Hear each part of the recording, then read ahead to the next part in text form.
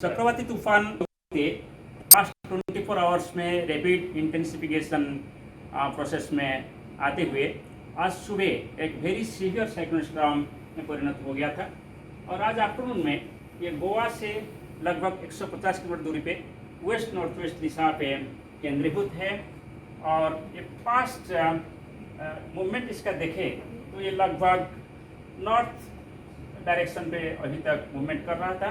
आज नून के बाद ये नॉर्थ वेस्ट मूवमेंट शुरू किए हैं और हमारी उम्मीद है कि ये धीरे धीरे नॉर्थ वेस्ट मूवमेंट करके 18 मई को अर्ली आवर्स अर्ली मॉर्निंग के टाइम पर सौराष्ट्र कोस्ट को तट को पार करेगा।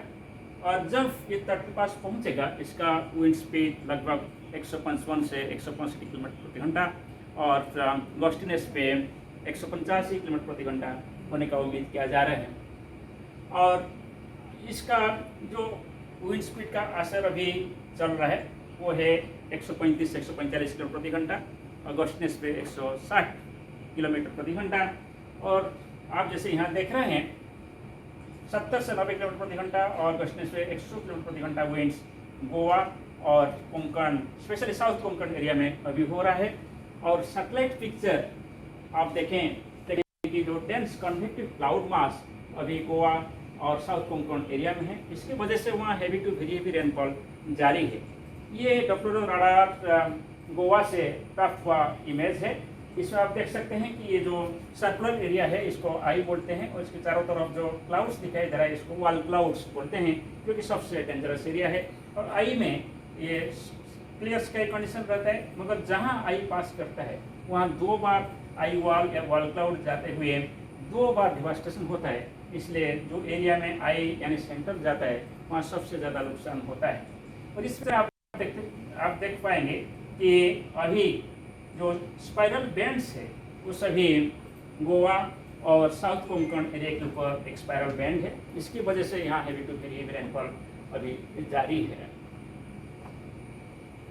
इसका रेनफॉल का इम्पैक्ट आप देखें तो कल से स्पेशली 17 तारीख और 18 तारीख को गुजरात का जो कोस्टल डिस्ट्रिक्ट है वहाँ सबसे ज़्यादा बारिश होने का उम्मीद किया जा रहा है। वहाँ heavy to very rainfall at few places होने के साथ साथ एक्सट्रीमली हैवी रेनफॉल भी कुछ इलाके में होने का पूर्वानुमान है। स्पेशली जो red and orange coloured district है वहाँ लोग सावधान होना चाहिए और हैवी रेन की वजह से वहाँ होने का उम्मीद किया जा रहा है। If you just look at winds आप देखेंगे कि कई कोस्टल डिस्ट्रिक्ट जहां साइक्लोन तट को पार करेगा, स्पेशली गिर सोमनाथ, जूनागढ़, अमरेली और भावनगर, इस जिले में at the time of landfall wind speed 155 से 165 किलोमीटर प्रति घंटा और गॉस्टिनेस में 185 किलोमीटर प्रति घंटा होने का उम्मीद किया जा रहा है। और इसके साथ साथ ये जो ऑरेंज कलर डिस्ट्रिक्ट है वहाँ भी विंड स्पीड ज़्यादा रहेगा। जैसे साइक्लोन नज़दीक में आएगा यहाँ से विंड स्पीड भी 120-250 किलोमीटर के अंदर हो सकते हैं। मगर ये सभी वलसाड, नवसरी और सूरत और बारूद डिस्ट्रिक्ट्स में विंड स्पीड ज़्यादा से ज़्यादा 100 से 110 किलोमीटर प्रति घंटा होने का उम्मीद किया जा रहा है। जो तीसरा इम्पैक्ट है इस साइक्लोन का वो है स्टॉर्म सर्ज यानी टाइडल वेव। जब साइक्लोन आता है इसके राइट साइड में विंड्स सी सरफेस से लैंड की तरफ फ्लो होता है। तो इसकी वजह से विंड स्ट्रेस की वजह से सी वाटर ये लैंड का जो लोइंग एरिया होता है वहाँ इनंडेशन कराता है। सो जब ऐसे कोई ज्योमेट्रिकल शेप होता है जो कि कोनिकल है वहाँ ये जो सी वाटर का इनंडेशन ज़्यादा हो जाता है। जैसे इनक्वेस के मॉडल से जो पिक्चर दिखाई दे रहा है कि गल्फ ऑफ कम्बाल और इसके आसपास जितना जिले हैं वहाँ ज़्यादा से ज़्यादा स्टॉर्म सर्ज होने का उम्मीद किया जा रहा है। और ये प्रेडिक्शन के हिसाब से about 3 meters of storm surge above astronomical tide हम एक्सपेक्ट कर सकते हैं अमरेली, गिर सोमनाथ, दीव, भावनगर डिस्ट्रिक्ट्स में और 2 से 3 मीटर एबो एस्ट्रोनॉमिकल टाइड बारूद, अहमदाबाद, आनंद, सूरत, नवसरी और वलसाड डिस्ट्रिक्ट्स में। और रिमेनिंग जो डिस्ट्रिक्ट्स है साउथ गुजरात कोस्ट में वहाँ कम स्टॉर्म सर्ज होने का उम्मीद है, जैसे 0.5 to 1 मीटर। सो जब इस एरिया में साइक्लोन लैंडफॉल करेगा इसके साथ साथ आपको heavy rainfall, winds and storm surge यानी मल्टी हजार्ड सिनारियो डेवलप होगा। इसकी वजह से लार्ज स्केल डैमेज हम एक्सपेक्ट कर सकते हैं, स्पेशली जो एरिया में साइक्लोन का लैंडफॉल होगा, जैसे कि अमरेली, जूनागढ़, गिर सोमनाथ, बोटाड एंड भावनगर। वहाँ लार्ज स्केल डैमेज जैसे कि जो थेचर्ड हाउसेस होता है, कि एस्बेस्टस हाउसेस होता है, कि टीन हाउसेस होता है, यहाँ सबसे ज़्यादा नुकसान हो सकता है।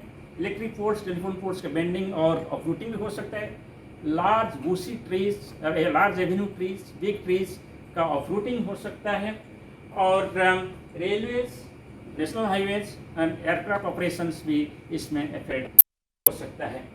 और इस एरिया में बहुत सारी इंडस्ट्रीज है और सॉल्ट फैंस है, वो सभी भी साइक्लोन की वजह से इफेक्ट होने का भी उम्मीद हम कर सकते हैं। इसलिए हम सभी को प्रिकॉशनरी मेजर्स लेना पड़ेगा। और जो सी कंडीशन है नॉर्थ ईस्ट अरेबियन सी में और गुजरात कोस्ट, महाराष्ट्र कोस्ट के पास, वो सबसे ज़्यादा खतरा में है। और वहाँ जो शिपिंग ऑपरेशन है और फिशिंग ऑपरेशन है वो कम्प्लीटली सस्पेंडेड होना चाहिए 18 तक कम्प्लीटली। और जब तेज़ बारिश होता है और सी से जब टाइडल वेव आता है, इसके साथ एक सी स्प्रे भी आता है, और जिसकी वजह से विजिबिलिटी ऑलमोस्ट जीरो हो जाता है, लोग दिखाई नहीं देता है। और साइक्लोन आने के बाद कोई एरिया में स्टेप करना मुश्किल हो जाता है। इसलिए साइक्लोन आने से पहले एज ए प्रिकॉशनरी मेजर हम सेफ प्लेस को चले जाना चाहिए। तो ये सभी को देखते हुए आप जो एरिया में साइक्लोन क्रॉस करे सबसे ज़्यादा इम्पैक्ट होगा। इसके साथ साथ रिमेनिंग डिस्ट्रिक्ट से, जैसे देवभूमि, द्वारका, कच्छ, जामनगर, राजकोट, मोरबी, वलसाड, सूरत, वडोदरा, भरूच, नवसारी, आनंद और अहमदाबाद डिस्ट्रिक्ट्स में भी नुकसान होगा, मगर रिलेटिवली यहाँ नुकसान कम होगा। ये सभी डैमेज जो एक्सपेक्ट हम कर रहे हैं, इसको देखते हुए हम कुछ एक्शन सजेस्ट किए हैं पब्लिक के लिए और स्टेक होल्डर्स के लिए। जैसे कि लो लाइंग एरियाज लोगों को इवैक्यूएशन करना चाहिए, इसलिए स्टेट गवर्नमेंट और सेंट्रल गवर्नमेंट पदक्षेप ले रहे हैं। हम यही अनुरोध करेंगे कि पब्लिक गवर्नमेंट एजेंसी को कोऑपरेट करें, और जब बुला जाता है इवैक्यूएट करने के लिए, इवैक्यूएट करके सेफ प्लेस को चले जाना चाहिए। और फिशिंग ऑपरेशन और shipping operation of central Arabian sea और नॉर्थ ईस्ट अरेबियन सी में कम्प्लीटली सस्पेंडेड होना चाहिए। और रेल और रोड ट्रैफिक को जुडिशियस रेगुलेशन होना चाहिए। और इफेक्टेड एरिया जो है उसमें लोग स्पेशली 18 को इंडोर में रहना चाहिए। और कम्प्लीटली शिपिंग ऑपरेशन, बोट्स वगैरह को हम स्टॉप करना चाहिए। ये जो विवरण मैं आपको प्रदान कर रहा हूँ, ये हम हर 3 घंटे अपडेट कर रहे हैं। और जब तक साइक्लोन का स्थिति रहेगा तब तक हम हर 3 घंटे आपको ये सूचना प्रदान करेंगे। आप रीमोर में बिलीव मत करिए और ऑफिशियल इन्फॉर्मेशन को लेकर आपको सुरक्षा दें और समाज को भी सुरक्षा दें। नमस्कार।